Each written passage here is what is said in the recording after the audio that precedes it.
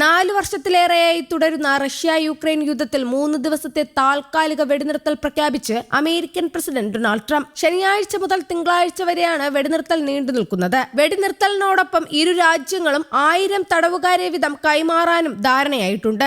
US പ്രസിഡന്റിന്റെ ഔദ്യോഗിക പ്രഖ്യാപനത്തിന് പിന്നാലെ യുക്രൈൻ പ്രസിഡന്റ് വ്ളാദിമിർ സെലൻസ്കിയും വെടിനിർത്തൽ കരാർ സ്വീകരിച്ചു. മെയ് 9 ശനിയാഴ്ച മുതൽ മെയ് 11 തിങ്കളാഴ്ച വരെ എല്ലാത്തരം സൈനിക നീക്കങ്ങളും ഇരുവിഭാഗം നിർത്തിവെക്കും. രണ്ടാം ലോക മഹായുദ്ധത്തിലെ വിജയത്തിന്റെ സ്മരണ പുതുക്കുന്ന മെയ് 9 വിക്ടറി ഡേ ആഘോഷങ്ങളുടെ പശ്ചാത്തലത്തിലാണ് ഈ നീക്കം. റഷ്യൻ പ്രസിഡന്റ് വ്ളാദിമിർ പുടിനുമായി ട്രംപ് നടത്തിയ ഫോൺ സംഭാഷണത്തിന് പിന്നാലെയാണ് വെടിനിർത്തൽ ധാരണയായതെന്ന് ക്രെംലിൻ വക്താവ് യൂറി ഉഷാക്കോവ് അറിയിച്ചു.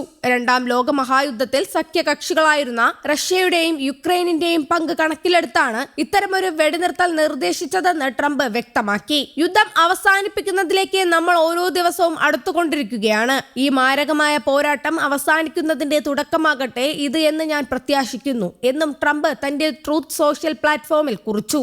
അതേസമയം കിഴക്കൻ യുക്രൈനിലെ ഡൊണേസ്ക് മേഖലയുമായി ബന്ധപ്പെട്ട തർക്കങ്ങൾ ഇപ്പോഴും സമാധാന ചർച്ചകൾക്ക് തടസ്സമായി തുടരുകയാണ്. പിടിച്ചെടുത്ത ഭൂമി വിട്ടു നൽകില്ലെന്ന് റഷ്യയും സ്വന്തം പ്രദേശം വിട്ടുകൊടുക്കില്ലെന്ന് യുക്രൈനും നിലപാടെടുത്തിരിക്കുന്ന സാഹചര്യത്തിൽ ഈ 3 ദിവസത്തെ വെടിനിർത്തൽ കൂടുതൽ ചർച്ചകൾക്ക് വഴി തുറക്കുമെന്നാണ് ലോകരാജ്യങ്ങൾ പ്രതീക്ഷിക്കുന്നത്. കഴിഞ്ഞ ദിവസങ്ങളിൽ ഇരു രാജ്യങ്ങളും പ്രഖ്യാപിച്ച വെടിനിർത്തലിന് പിന്നാലെ ചൊവ്വാഴ്ച രാത്രിയിൽ റഷ്യ നടത്തിയ ഡ്രോൺ മിസൈൽ ആക്രമണങ്ങളിൽ യുക്രൈനിൽ സാധാരണക്കാർ ഉൾപ്പെടെ 27ഓളം പേർ കൊല്ലപ്പെട്ടു. 120ഓളം പേർക്ക് പരിക്കേറ്റതായി യുക്രൈൻ ആഭ്യന്തരമന്ത്രി ഇഹോർ ക്ലീമെങ്കോ പറഞ്ഞു.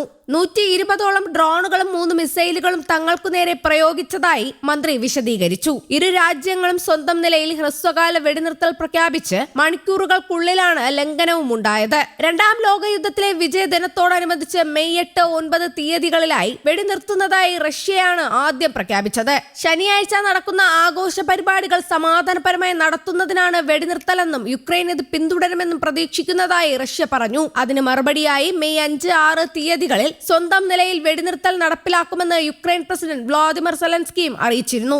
അതേസമയം റഷ്യൻ മേഖലയിലേക്ക് യുക്രൈൻ നടത്തിയ ആക്രമണത്തിന് മറുപടിയായാണ് ഡ്രോൺ മിസൈൽ ആക്രമണമെന്ന് റഷ്യ വ്യക്തമാക്കി. ക്രീമിയയിലെ സാൻകോയിൽ യുക്രൈന്റെ ഡ്രോണുകൾ പതിച്ച് 5 പേർ കൊല്ലപ്പെട്ടതായി റഷ്യൻ ഗവർണർ സെർജി അക്സിനോവ് പറഞ്ഞു. അതേസമയം സമാധാന ചർച്ചകൾ പുനഃസ്ഥാപിക്കാനുള്ള ശ്രമങ്ങൾ അവസാന ഘട്ടത്തിൽ നിൽക്കെ ഹോർമൂസിൽ വീണ്ടും ആക്രമണം നടത്തി US-ഉം ഇസ്രായേലും. ഹോർമൂസ് കടലിടുക്കിൽ തങ്ങളുടെ കപ്പലുകൾക്ക് നേരെ ആക്രമണം നടത്തി US വെടിനിർത്തൽ കരാർ ലംഘിച്ചുവെന്ന് ഇറാൻ ആരോപിച്ചു. 2 കപ്പലുകൾക്ക് നേരെയാണ് ആക്രമണം ഉണ്ടായത്.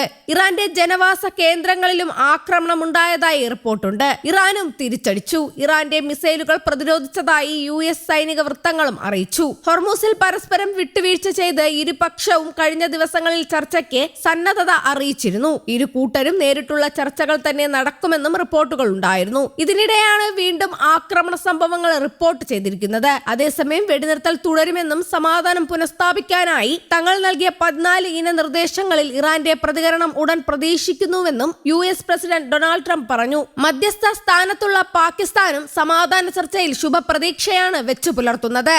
News desk Kerala Kaumudi.